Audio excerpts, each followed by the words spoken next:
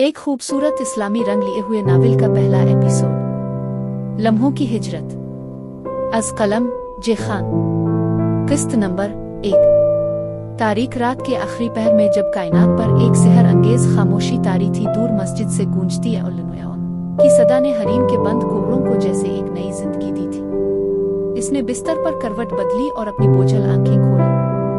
दिल में एक अजीब सा सुकून उतर रहा था, वो सुकून जो सिर्फ रब की पुकार सुनकर ही नसीब होता है। हरीम ने जल्दी से बिस्तर छोड़ा और वुजू के लिए गुस्ल खाने की तरफ बढ़ गई। ठंडे पानी के हर कतरे के साथ जैसे इसके दिल और दिमाग की तमाम थकन और फिक्रें धुल रही थी। सफेद मलमल का दोपट्टा सर पर जमाते हुए इसने जाए नमाज बिछाई।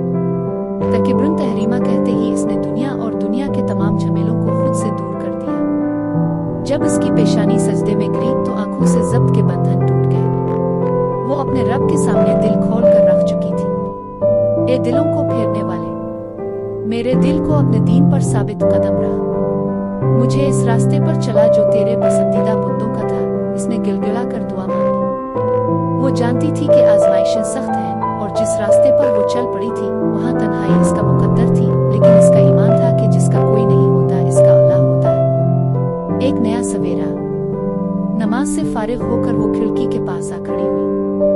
बाहर आहिस्ता आहिस्ता अंधेरा छूट रहा था और उफक पर नारंगी और सुनहरी रंग बखर रहे थे। परिंदों की चहचहाहट में एक अजीब सी हमदोसना का असर था। इसी दौरान कमरे के दरवाजे पर हल्की सी दस्तक हुई। हरीम ने मुड़कर देखा। इसकी दादी जान, अम्मा जी, चेहरे पर एक नूरानी मुस्कुराहट लिए खड़ी थी। हरीम पत्थर, जाग रही हो? अम्मा जी ने मोहब्बत से पूछा।